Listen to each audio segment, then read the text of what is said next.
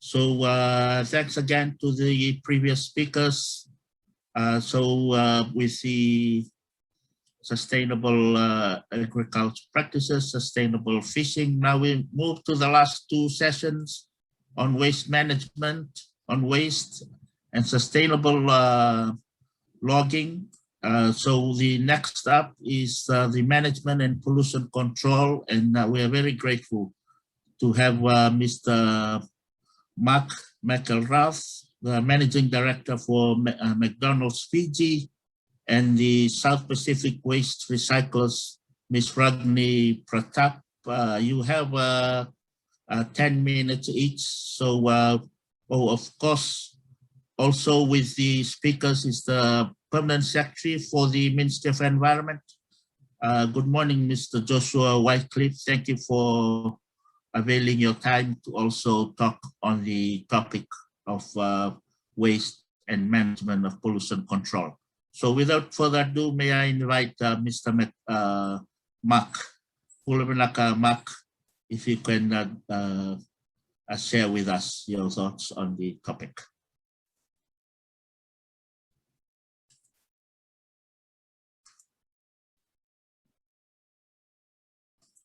Marc, you're there? Yes, can you hear me?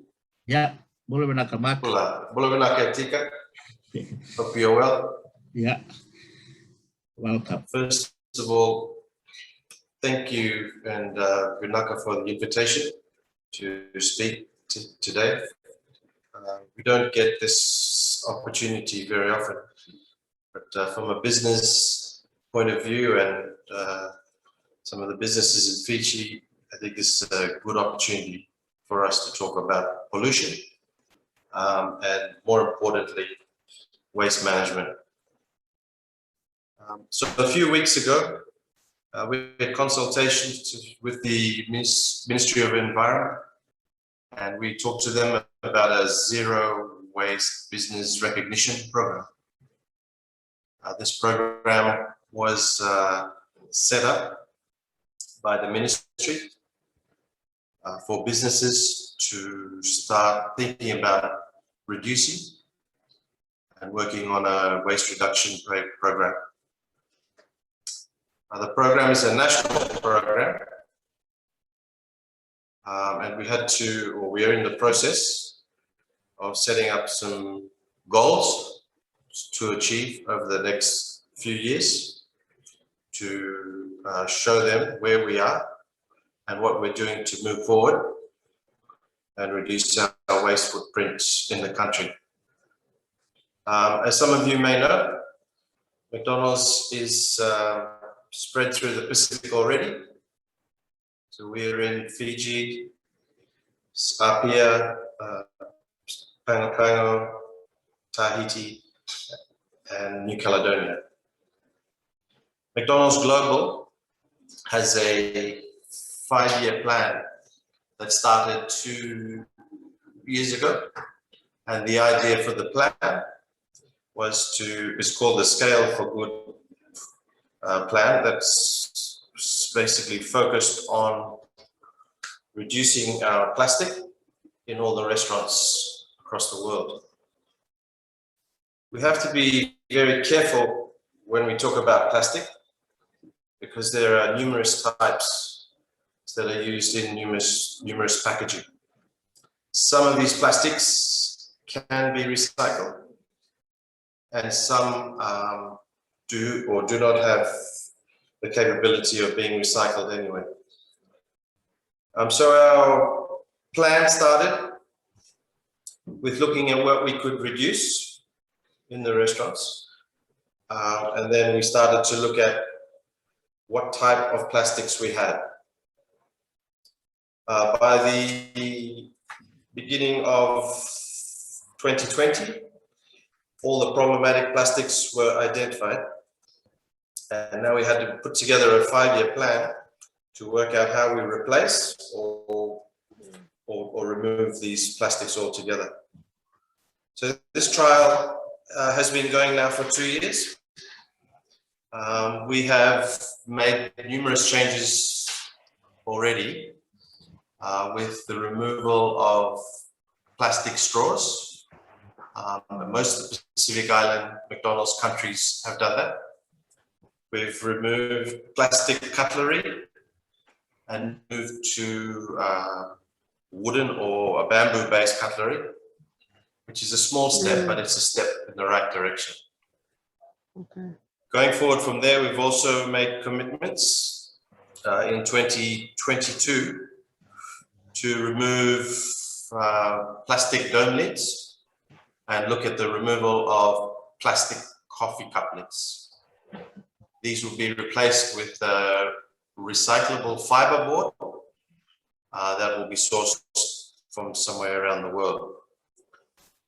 When we talk about fiber, it's another subject again, because in the recycling world, there is virgin fiber board and there's recycled fiber board.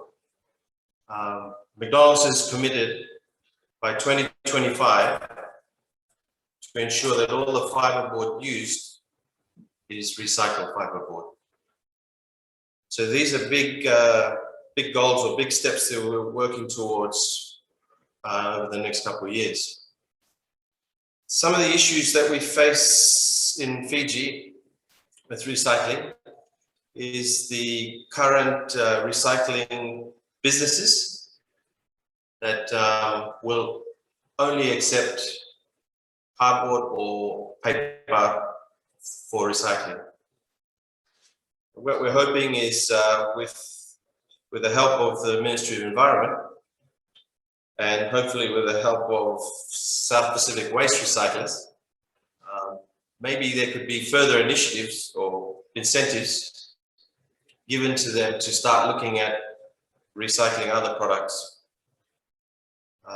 We know that there is a specific issue with plastic.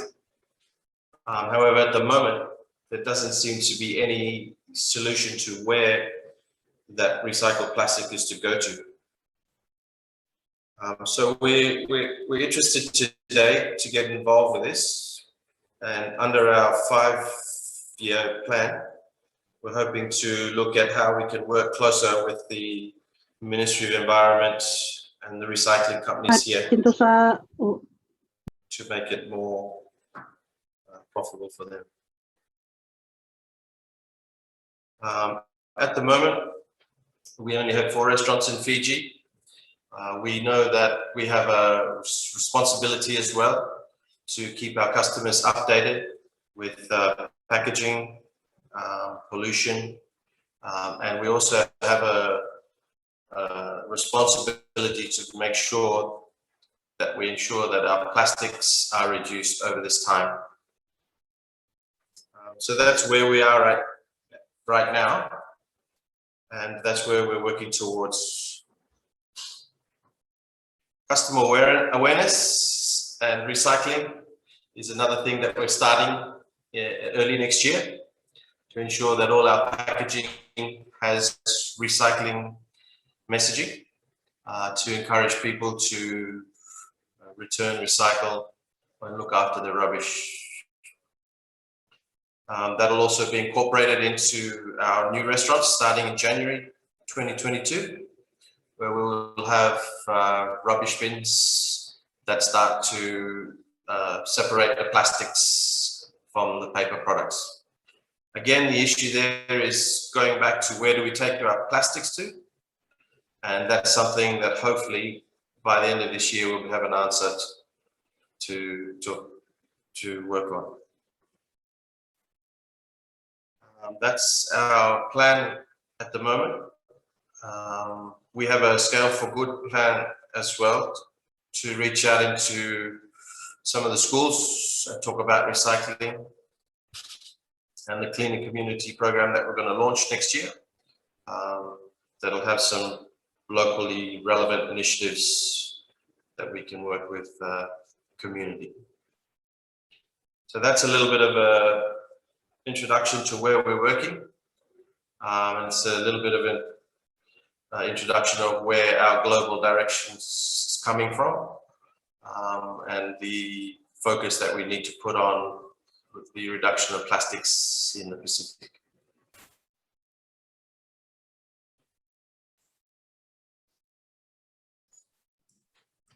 Thank you, Marc.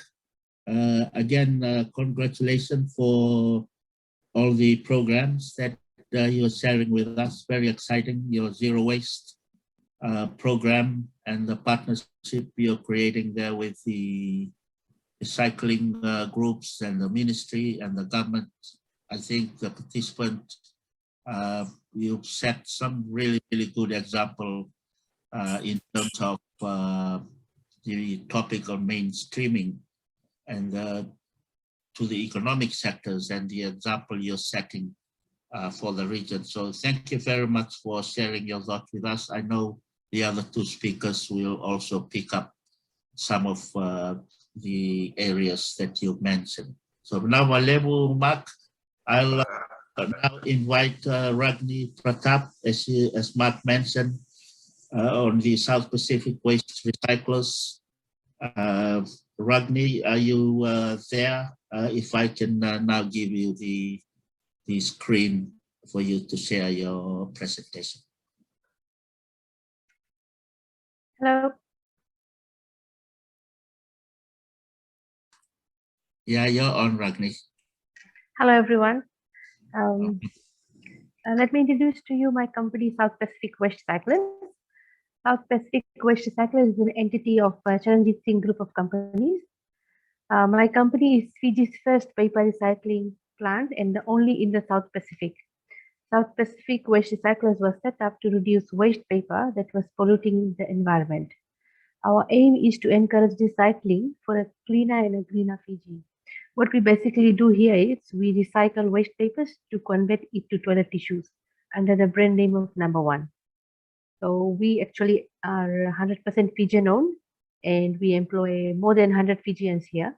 So we recycle papers from all over Fiji. We collect from schools, banks, private sectors, as well as corporate clients. So we collect, and then we've been collecting all this for free on our cost. We've been doing it from 2012 till now, until the COVID came up. Then we had few charges. We have few charges for the paper collection. Otherwise, we have done this all these years for free on our own cost. And about the program, what we have done regarding the mainstreaming of biodiversity in Fiji's economic sector. Firstly, we have organized a lot of presentations in the private sector and corporate clients with corporate clients, and we have encouraged them more on paper recycling. And we have also provided cartons and bags for the offices, for all the offices, and like if there's a school, we have also provided big bulker bags for the school so that they can put it in their compound and dump the waste paper in there, and then our trucks can go and pick it up. And all this we have done on our cost. We have never charged for the cartons and the bags. The team, we are part of the solution. If there's an ad on FBC TV, the ad shows where people have been littering in the park. So a couple takes a walk, and then what they do, they pick up the rubbish and they throw it in the bin. And there is a logo that comes up from our company. So that logo, that ad is from us. It says, put your rubbish in the bin, not to litter around. So we are actually telling the viewers that we should not litter at any time. That's one of our initiative in that. And for the schools, like we have organized, before the lockdown, we had a global recycling day. It was organized on 18th March. So what we did, we had an open day for the students from all schools. So from the 16th till 18th of March, we had an open day at our factory in Lozala Beach. So the students came over with the teachers, and we took them around to let them see how the paper is recycled. Whatever paper we picked from other schools, we showed them how we recycle it. And it was very interesting for them to know that how the paper is being recycled and turned into tissues. Then we have also, last year in November, we organized our 10th anniversary event, whereby we called all our paper suppliers on board, and we invited them and we rewarded them for their paper contribution to us. So they were given certificates and awards for being recycling with South Pacific Waste Recyclers. And also shows like trade tech shows, we have also been in there for encouraging people to recycle with us and to save the environment by not letting any waste paper going to the landfill. For this year also we have a lot of plans. As Mr. Marc has said that we should work in together for plastic recycling. Yeah, we do have plans for other waste to be recycled, but we need to work in this after this COVID situation calms down. I think we should meet up and give our views on that and come up with some other recycling ideas on plastic and other metals and other waste which needs to be considered. So this was from us. Is there any questions anyone would like to ask?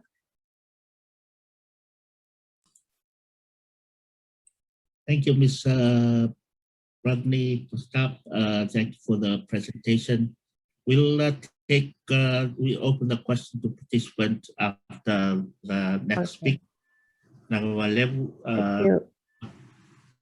The next speaker, we have the Permanent Secretary for Ministry of Environment. Thank you very much, sir, for joining us this morning.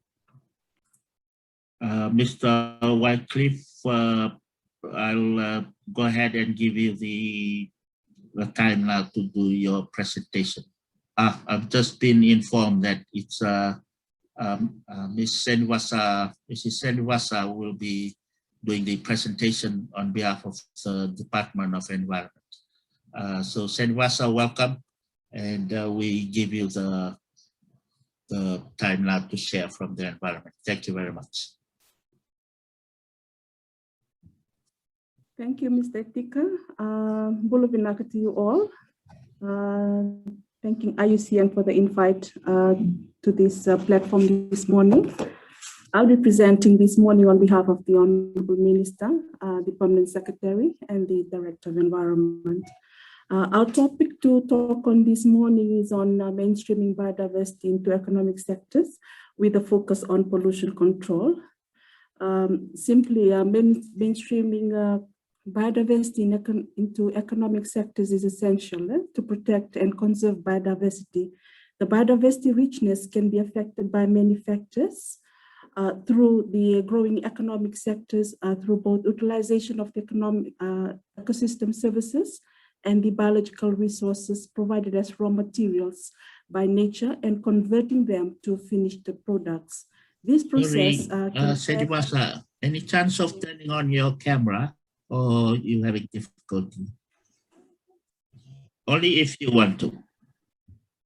It's perfectly fine, Mr. Tika. I think I've attempted turning on my screen.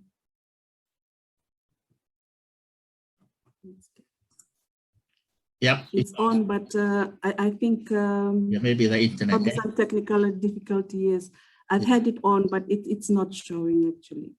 So yeah, I'll probably just yep. I'll probably just proceed through Mr. Tika if it's fine. Yep. Okay.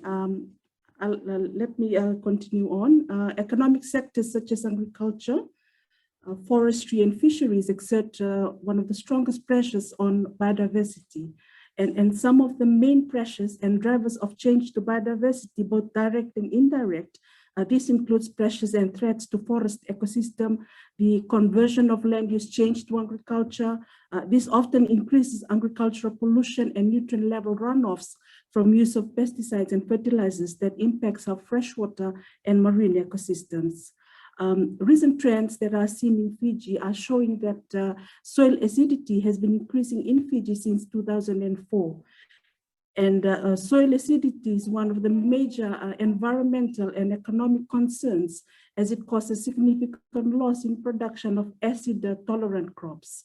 For this, the Ministry of Environment will work with the Ministry of Education, Ministry of Agriculture to address these concerns. And there's also pressure and threats exerted on our watershed coral reef ecosystem that includes watershed-based pollution, sedimentation from developments, for example, from mining, from marine pollution that includes ports, oil terminals, shipping, sewage from residential and tourism sectors. These concerns around these threats on our inland waters and marine ecosystem are addressed in the National Biodiversity Strategy and Action Plan for 2020 to 2025, with the strategic target under the Sustainable Development 4, which is simply to reduce major threats to inland waters, watersheds, streams, rivers, and lakes, such as dredging, floods, addressing floods, looking at gravel extraction, mining development, agriculture, and the list goes on.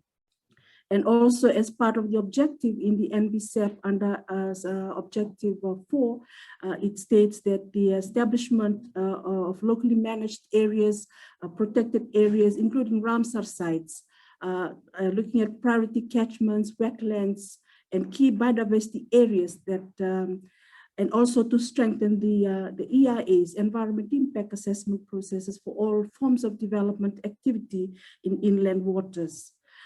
For this, the Ministry of Environment has come out strong with a number of actions or strategic areas that it has tried to attempt to address to address some of these threats and pressures on the biodiversity and the natural environment. And some of these action, basically Fiji, through the Ministry of Environment, is enforcing its Environment Management Act of 2005 and the Environment Management EIA Process Regulation of 2007, one of which includes a section that covers a proposal for farming or agricultural method or system that could result in the contamination or degradation of any agricultural area or land important for agriculture. And it's required under the Environment Management Act, and as well as the Environment Management EIA Process Regulation 2007, that an application for EIA screening is submitted to the Ministry of Environment for processing. Simply, we would like, as a Ministry of Environment, would like to encourage full compliance to the EIA process and the submission of an EIA screening application. And as we heard this morning from the Permanent Secretary of the Ministry of Agriculture, this EIA process is critical. In addition, Fiji has established a National Wetland Steering Committee to advise the National Environment Council on issues relating to its wetlands. And housed within the National Wetland Steering Committee is this Ramsar working group to oversee the continued management and development of Ramsar wetland site of international significance. And through its Ramsar initiative, Fiji has declared a new Ramsar site on the island of Nualevu, the Ngolingoli Vakovata, which is part of the Great Seal Reef, the third longest reef system in the Southern Hemisphere. And the Ministry of Environment has produced and currently reviewing a management plan for the Upper Navu Conservation Area as a Ramsar site. And Fiji's National Wetlands Directory will be updated coming shortly, which the Ministry of Environment is working on. And for the Ministry of Environment, we are also supporting communities facing coastal erosion problems through a strategic long-term program that protects livelihood through appropriate coastal protection infrastructure through nature-based solution. It includes shore protection, coastal protection, and sea defense activities to address coastal erosion, saltwater intrusion, and mitigate impacts of storm surges and coastal inundation in such areas. The investment in the Coastal Protection Program comprised of implementing structural and non-structural, such as nature-based adaptations, such as riverbank stabilization and restoration through planting of mangroves, vetiver grass, vetiver technology measures for rural local communities. And to date, the Ministry of Environment has completed its 6th national reporting for Fiji to the Convention on Biological Diversity. And in this report, it captures some of Fiji's progress status in meeting its strategic goals and biodiversity targets that are captured in the Fiji National Biodiversity Strategic and Action Plan of 2020 to 2025. And under this NBCEP of 2020 to 2025, it mentions some focus areas and some target areas as well. For instance, one of the focus area in 6, it talks about sustainable use and development, reducing the direct pressure on biodiversity and promoting sustainable use. And under targets 8 of this strategic goal, it states that by 2020, pollution, including from excess nutrients, has been brought to levels that are not detrimental to ecosystem function and biodiversity. And as a progress to achieving this target, the 6th National Report for Fiji reiterates the legislative role of the Ministry of Environment in enforcing all environmental laws. This includes the Environment Management Act 2005, the Environment Management, Disposal and Recycling Regulation of 2007, which regulates and controls waste and pollution discharge standards in facilities through the use of permit system. This also includes the promotion of zero waste concept and encouraging recycling. On the Environment EIA Process Regulation 2007, it legislates the development control to minimize any impact to the natural environment, including mitigating any pollution effect. And to date, the Ministry of Environment is firm on its monitoring to ensure compliance from developers and companies. It has recently appointed its 7 prosecutors, as well as taking cases to court.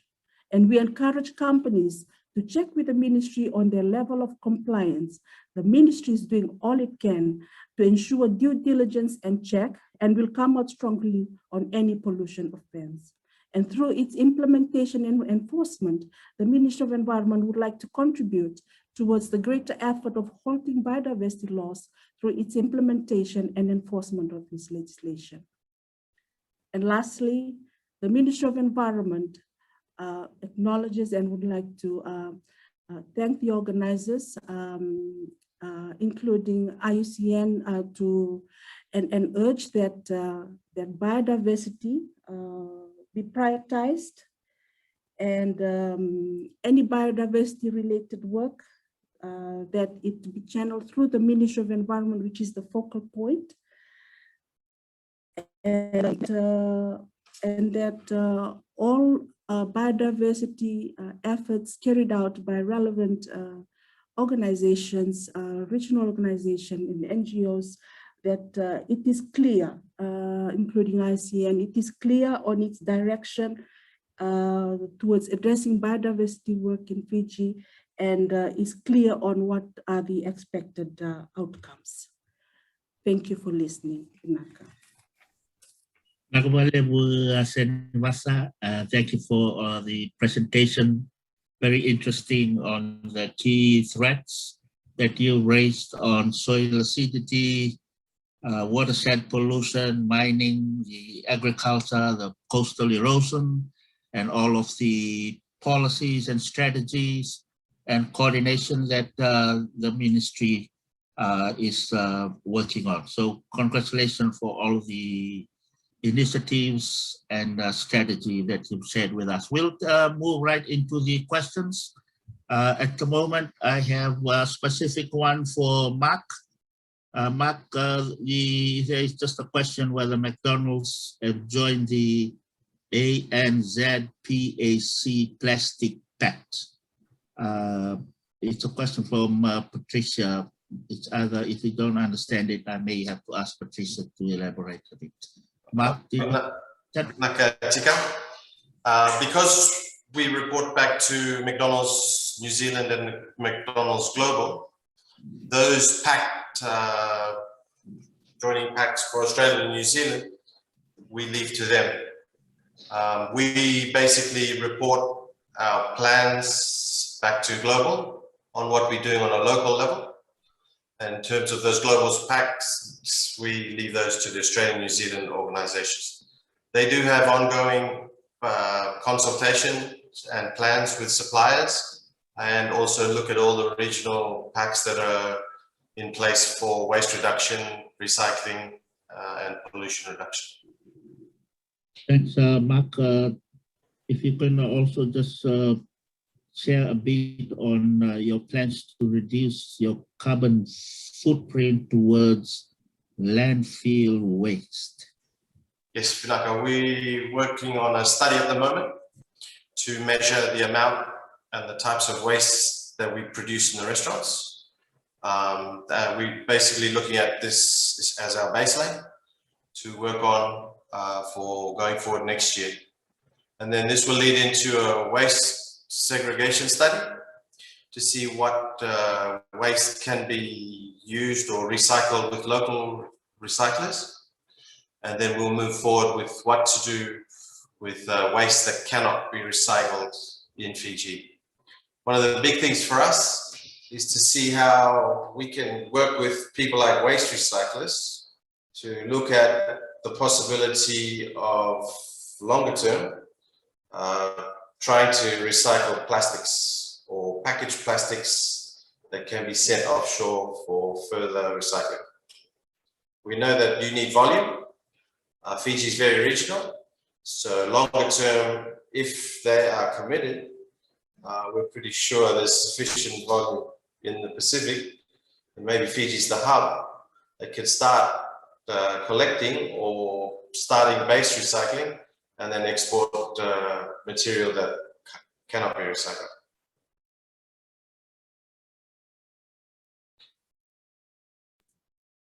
Thank you, Marc. Are there any other of the speakers that want to also address the discussion on? There's a lot more questions coming on plastics, such as the recycling of initiative and incentives to company on plastic recycling, the SDGs commitment on the way to the National Development Plan. If I may, we also have our regional participants.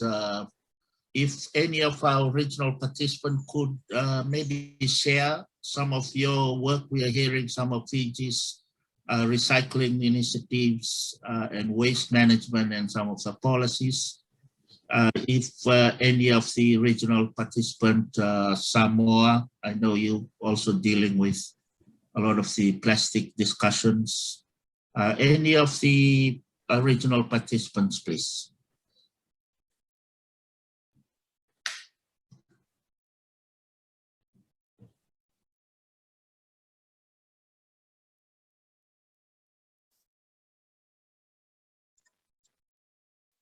Itika, would you allow me to take the floor? Andrea from the European Union speaking.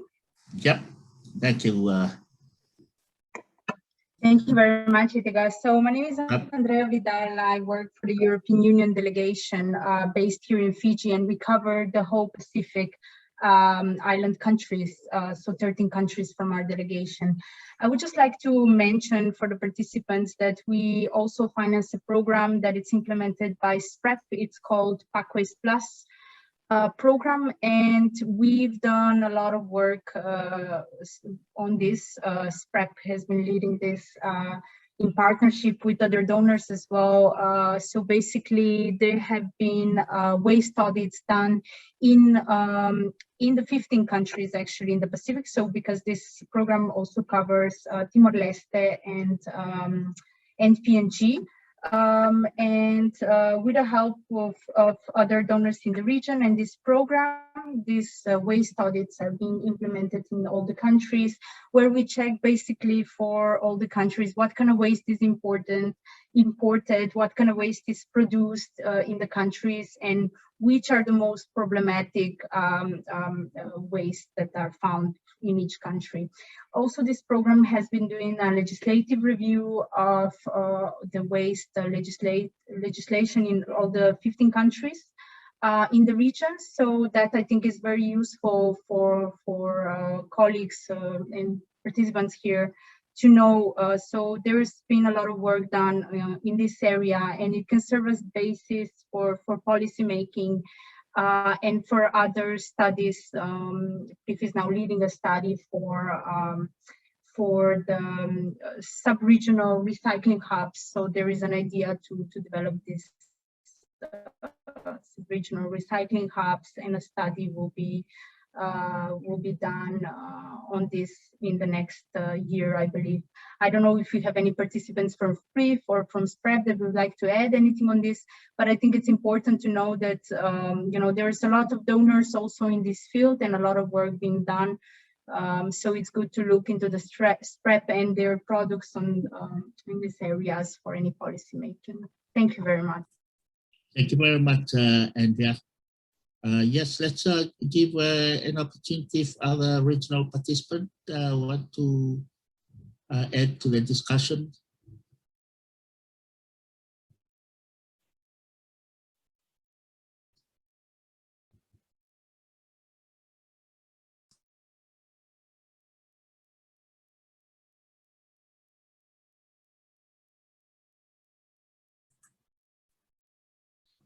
Just to the group, you're seeing the chat, our chat board is raising a lot of the question also in terms of after the recycling, some of the issues that surround that, investing into a major waste recycling at national level, and some of the specific municipal discussion on how we're going to address waste, such as in our municipal markets. So thank you very much, everyone. I was hoping we could hear also some perspectives from other countries. If anybody is available or want to share some of their discussion questions on what they're doing at the country level. If not, I'll move us to our next session.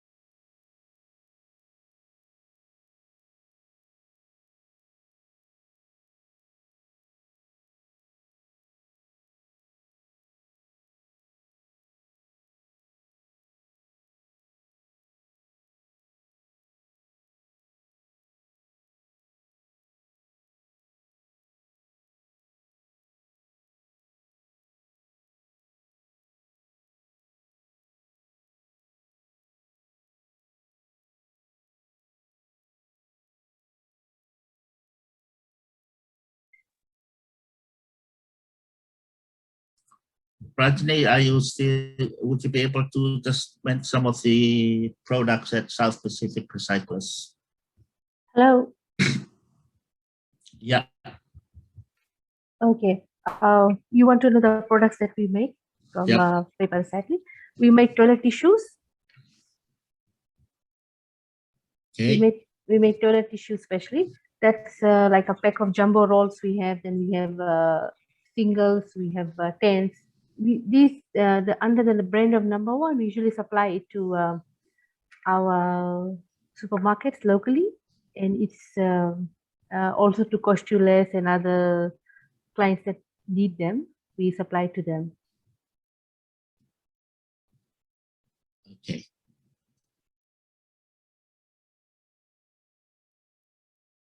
Hello. So we also make paper towels. Sorry about the internet. I think it's not. We also make paper towels, which is also like been given to the local supermarkets as well as Costules and other corporate clients, universities and USP. So these are the major products that we make at the moment. Okay. Thank you, Ragni. Is Senivasa there? Senivasa, if you could just a question on what is whether Fiji is thinking of the government on a major recycling program for Fiji rather than landfill, and if we have carried out some audits. Senivasa?